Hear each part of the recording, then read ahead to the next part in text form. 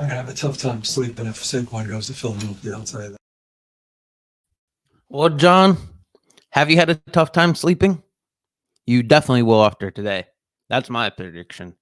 I think you will after today. I had a crazy dream. I know it's not going to come true. But in the dream, Saquon had like 8 touchdowns, 200 yards or something.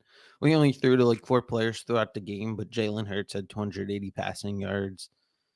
It was insane, but I could see a 3 touchdown. I could see a 3 touchdown day from Saquon Barkley today at the Meadowlands, his former home. I think he's going to be locked in. 3 touchdowns from Saquon Barkley?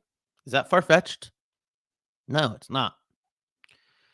AJ Brown had a huge day when he had his revenge game against the Titans.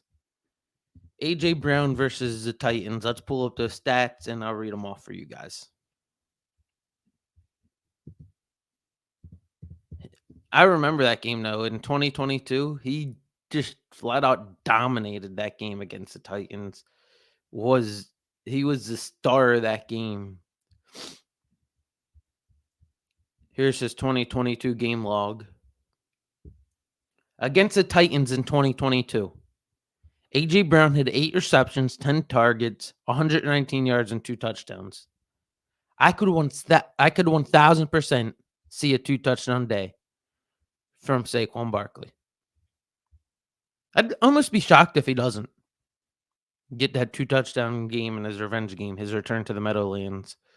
He's going to be ready today. With that said, welcome to episode 63. We will get more into the game later.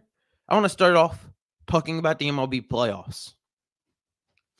This is going to be a quick segment. The MLB playoffs have been really good this year for the most part.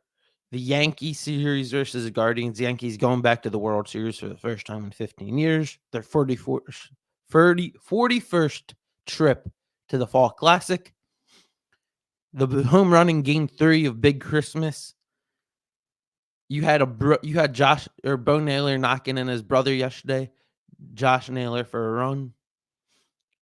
Like, it was a good series, that series. And then you got Shohei on the verge of going to the Fall Classic, up 3-2 against the New York Mets. New York Mets are down 3-1. New York Mets just keep fighting. They have no quit in them. Dodgers got a chance to clinch a World Series trip tonight at home. They got a chance to clinch it at home. Mets, though, they got no quit in them. My hope, though, I want to see Shohei on the biggest stage. I want to see Shohei Ohtani on the biggest stage in the Fall Classic. Shohei Ohtani in the World Series would be... Shohei Ohtani on the biggest stage would be great. He's the greatest player of all time. Argue with the wall. He is the greatest player of all time. Babe Ruth, get out of here. Babe Ruth was smoking cigarettes or cigars, had a diet of cigarettes, hot dogs, and beer. He was like a Bush League player nowadays. Shohei Ohtani, he does what Babe Ruth did, but against way better competition. 50 home runs, 50 stolen bases. He was even warming up for potentially pitching, maybe, if they get into the World Series. I wouldn't be shocked if you see him tonight pitching. That would be insane. No one expecting it. But Shohei Ohtani is that guy. He's the greatest talent in baseball history. He's the greatest player in baseball history. No one hits 50 home runs, throws 98 miles an hour, and steals 50 bases, and bats for average. He can do everything. Everything you ask for a baseball player, Shohei Ohtani does it. I want to see him on the biggest stage when it matters most. It'll be fun to see who wins the series between the Mets. You either get Yankees, Dodgers, which is going to have some oomph to it, or Yankees versus Mets, the Subway Series, which has some oomph to it. Not as much as Yankees, Dodgers, because you get both coasts, but both series would still be interesting. We're going to get into the NFL Week 7 rundown. Actually, I'm going to show my power rankings first. Before I do that, I want to let you all know to go and visit my friend Dane the Man Stanley at Sheridan Nissan, where he will hook you up with a new car. Just let him know Luke Sarenka and Uncaged Sports Talk sent you. Also, go give my friend Scrubba Steve a call. He will help you around your house with any cleaning needs you have around your house, so you can invite people over for game day. And you can have people come watch the Birds destroy the Giants today. Pulling up the power rankings. It's taking a minute to come up. I did not have it up on here.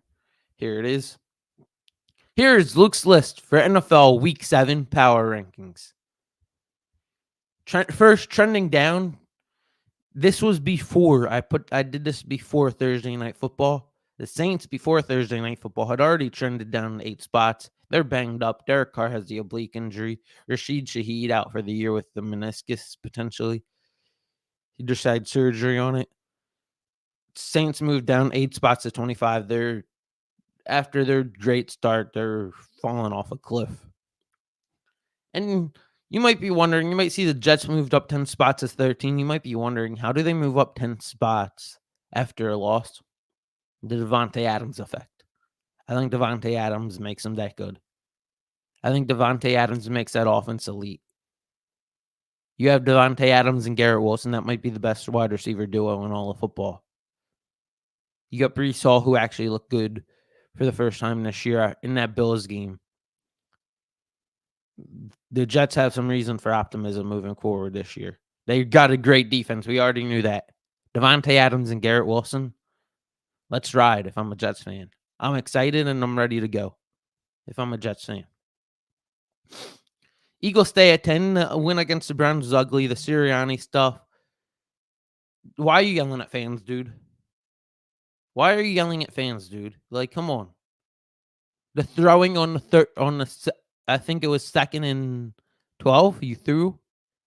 Maybe in 3rd down. No, it was 2nd and 12. You threw downfield. You could have, with like 3 minutes left, potentially stops the clock. If you don't complete it. The hell is that? The hell is that? That's poor play calling. Eagles come in at 10 though. I think they get it cleaned up this week. I expect them to come out firing this week. I get a feeling that they come out firing this week in New York at the Meadowlands and make a statement that we're back. Eagles coming at 10. Falcons coming at 9. Falcons moved down a spot. The Falcons had a really good game. They just moved down a spot because the Buccaneers moved up. That's just about it. Buccaneers, their offense is insane right now. Baker's baking. I've said that the last 2 weeks, but he is. The Falcons moved down a spot to 9. The Niners moved down a spot to 8. They won, but same thing. The Bucks are just baking right now. The Bucks come in at 7. Mike Evans and Chris Godwin are having a great year. That offense is really good there in Tampa. The Lions, you might ask, why do they move down 6 spots? They lost Aiden Hutchinson. They had a great game against Dallas. Thank you, Detroit. Make people realize how bad Dallas is. That run game in Dallas is atrocious. But this is about Detroit. Detroit, really good. They were going to be number 2 potentially. They were going to be number 2 or 1 potentially. But losing Aiden Hutchinson is a huge loss. That's a huge loss to their defense. That they lost a potential defensive player of the year. When you lose a potential defensive player of the year, it's justified moving you down 3 spots in Luke's list. Coming in at number 5 is the Buffalo Bills. I think the Bills are a solid team. They traded for Amari Cooper. That's why they get the Amari Cooper effect. I think getting him, you move up 1 spot. I think the Lions have looked better so far throughout this year, but the Bills getting Amari Cooper should give them a much needed lift moving forward. The Texans move up 1 spot. Texans got a good game today against the Packers. We'll get into that in a minute. But I think the Texans got a really good offense. They just run without Nico Collins. Sure, they don't have Nico Collins, but he's not out for the year like Aiden Hutchinson is. The Texans are at 4. The Vikings are at 3. They move up after the bye week. You move up one spot just because of Aiden Hutchinson injury. That's why they moved ahead of the Lions. The Vikings have been undefeated. Sam Darnold's had a really good year. Like, who would have thought the Vikings would be third coming into this year? No one. No one would have thought that. Coming in at number 2 is the Baltimore Ravens. The Baltimore Ravens have been elite so far. That offense has been a different guy every game stepping up. Derrick Henry has brought a much-needed lift to that Ravens offense. It's been a pick-your-poison offense there. Derrick Henry's scoring a touchdown in about every game. He's been the closer for the Ravens as well. And coming in at 1 is the Kansas City Chiefs. 1 until proven otherwise. And that could be today. They got a hard game, Super Bowl rematch against the San Francisco 49ers. 49ers haven't been all that this year. But it's going to be a good game between the Niners and the Chiefs today. Now for my Luke's locks. One already went through. I did not post it online, but I can verify by sending you guys a screenshot of my picks. If you want to question it in the comments, I can put it in the comments. I did pick the Broncos minus 2.5. I get the point for that. 20. This year I'm 20-20-2. 92-61-2 overall. So some solid records. The record this year's on the come up. It was at like 15-20 2 weeks ago.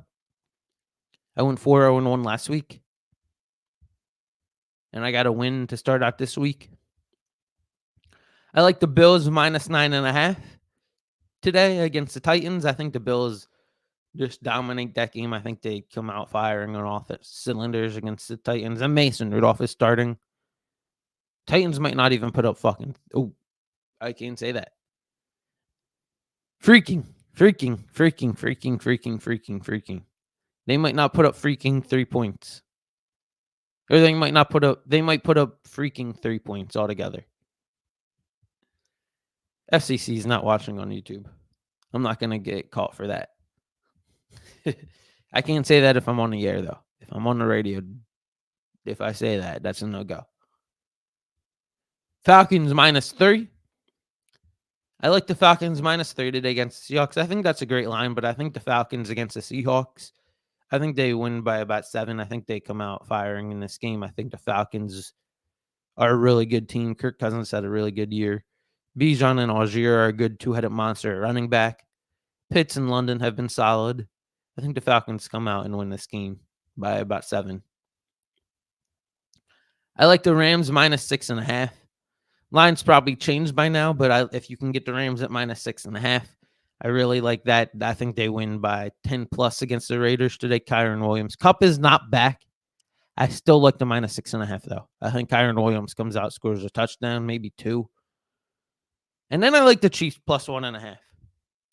That pick's very simple to me.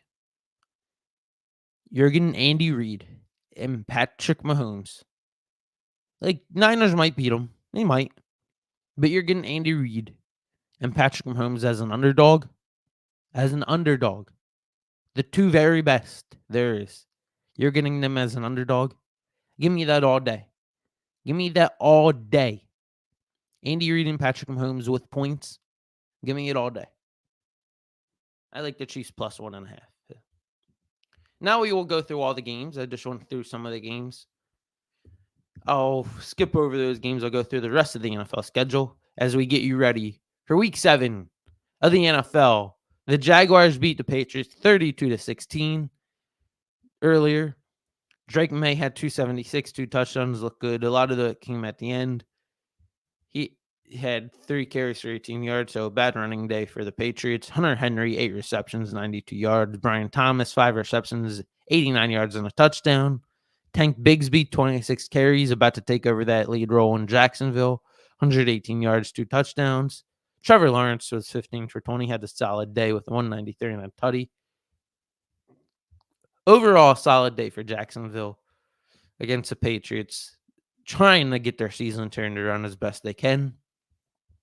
On Thursday, you had the Broncos versus the Saints. The Saints only put up 271 yards. The Broncos put up a total of 389. Bo Nix was 16 for 26, 164, no touchdowns. Javonte Williams, 14 carries, 88 yards, 2 touchdowns. Bo Nix had 75 rushing yards. Troy Franklin had another good game with 5 receptions, 50 yards. Javonte Williams had 23 yards through the air on 3 receptions. So a solid day for the Broncos. On the Saints side of things, the Broncos wound up winning this game 33-10, if you don't know. On the Saints side of things, Spencer Rattler is 25 of 35, 172. No touchdowns, no picks. Jake Haener was 3 for 4, 38 yards, 1 touchdown, no interceptions. Then on the ground, Kendre Miller had a really good game. Actually got the same amount of carries as Alvin Kamara, which is interesting to me. Kamara had 7 carries for 10 yards. Kendre Miller had 6 carries, 36 yards, no touchdowns. That's interesting to me that he got the same amount of carries as Alvin Kamara in his first game back from injury. Cedric Wilson, former Cowboy, had 6 receptions, 57 yards, and a touchdown. Bub Means had 3 receptions, 37 yards, nothing special. Kendre Miller had 2 receptions out of the backfield, only 1 yard receiving. Alvin Kamara had 6 receptions, only 14 yards receiving, so wasn't able to get really anything going in this game. Overall, solid game for the Broncos, though, winning 33-10 in New Orleans on the road. Today, you got the Lions versus Vikings. I think that's going to be a great game. Brian Flores has been great as a defensive coordinator, but the Lions are great against the blitz. Expect Jameson Williams to have a great game. He's their blitz beater there in Detroit. I think in this game, if I had to make a pick, I think the Lions win. Vikings are due for a loss. I think the Lions come out and win this game. J.J. McCarthy is in the stadium today. He will be on the sideline for the first time this season. So, which is good for he's walking around on his own now, which is good for the Vikings. And Sam Darnold's been great. Who knows if they ever need J.J. McCarthy. Sam Darnold's having a career resurgence there in Minnesota. Got them off to a 5-0 start. But I think the Lions come out with a win in that one. I already discussed the Bills-Titans. I like the Dolphins-Colts game. I think the Dolphins-Colts game is going to be better than expected today. I actually think the Dolphins wind up winning this game against the Colts. I think that having a week for Tyler Huntley to prepare with Jalen Waddle and Tyreek Hill, I think they get something going. Jonathan Taylor is not going to be playing today. Marvin Harrison. For the Colts, though, Marvin Harrison, Jeff Saturday, Edgerrin James, Peyton Manning are all in the building today. So that crowd's going to be going crazy. Dallas Clark, because it is a Dallas Clark Ring of Honor Day. If the Dolphins find a way to win this game, they can keep their hopes alive for the season, though, because Tua is potentially coming back in a week. They said they're going to be trying to get Tua back for week 8. So this is a big game for the Dolphins. If you can win this game, keep hopes alive for your season. Especially being banged up. I think they come out. That offense looks a little better this week with Tyler Huntley having a week to prepare for the Colts. Coming off their bye week. So the Seahawks-Falcons game, I already discussed it, but I saw a Seahawks fan post something. Falcons versus Seahawks key matchups by success. He put in parentheses by success win probability 10 to 90%. I don't know what that means. The page is Seahawks nerd. Atlanta first down offense ranks 12th.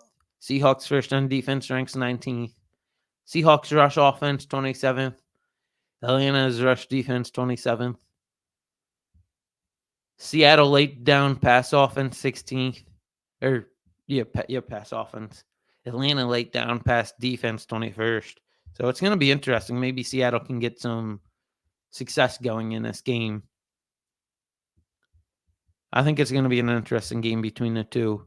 Kenneth Walker will play in this game. He's been banged up, but he will play. Texans versus Packers. I said this is going to be a good one. I think this is going to be really good. I think the Packers wind up winning this game. The Texans have been good. Packers have been really good as well. Texans have been good without Nico. But there is a winter warning too, so it is near like 32 degrees in Green Bay. That might just be the uniforms. It says in winter warning game. Let's read that. Let's pull that up. I think it might just be the uniforms the Packers are wearing. Because I did see they're wearing an all white. Let's look up the weather in Green Bay. Oh, yeah, it's not 32 degrees. Yeah, it's because the Packers are wearing an all white. So I gave a little misinformation there. But we're on the right track. I think that's going to be a really good game. I think the Packers wind up winning this game.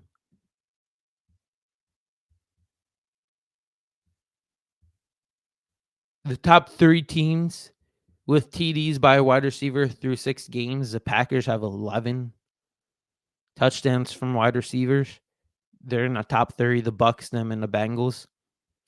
I think they come out and have a good game today. Jordan Love has had a really good game last week, had a bounce-back game. The Packers, I think, can advance to 5-2 on the year. The Bengals-Browns, I think that's going to be another good game. Their line was like 5.5. I think the Bengals cover that. Deshaun Watson's really bad, like really, really bad. Nick Chubb making his first game back. That's been a great comeback story for Nick Chubb. I could see in this game, though, Deshaun Watson getting benched quick. I could see him getting benched quick in this game. He's been bad this year. I want to see Nick Chubb have a good game, though, today. He's back. Browns posted he's back. Let's go, Nick Chubb. Miraculous comeback, his second ACL tear in his knee. Happy that he's back. He's a really good football player. Eagles, Giants, I think Saquon Barkley has a great game. I already mentioned it. Dallas Goedert is out. Grant Calcaterra today is taking over today as a starting tight end. Cooper DeJean is with the first unit as well at nickel. During warm-ups, Avonte Maddox with the second. Sidney Brown with the second at safety. I think the Eagles win this game, though. I think they win. I got the Eagles winning 31-21 today at MetLife. Saquon gets 2 touchdowns at his former stadium. They come out ready to play today. Losing my lot of hurts, but I think they can overcome it with Jeff Stoutland as the O-line coach. Jeff Stoutland is the very best there is. I think the Eagles are come out ready to play. I don't really need to talk about the scheme that much. Panthers, Commanders, Jaden Daniels has had a great year. I think the Commanders come out and win this game against the Panthers handedly, probably by about 10, 7-10. I think the Commanders come out and win this game, though. The Panthers aren't very good. The Commanders have had a shockingly good year. Jaden Daniels has been good quick. They could win the NFC East. I think right now they're my pick to win the NFC East. Unless the Eagles come out and do it, I think they can today. I already talked about the Chiefs-Niners game. I think I picked the Chiefs with the plus, but that's just because if you can get Andy Reid and Patrick Mahomes at plus money, it's good. But I think the Niners actually come out and win this game. The Chiefs are due for a loss.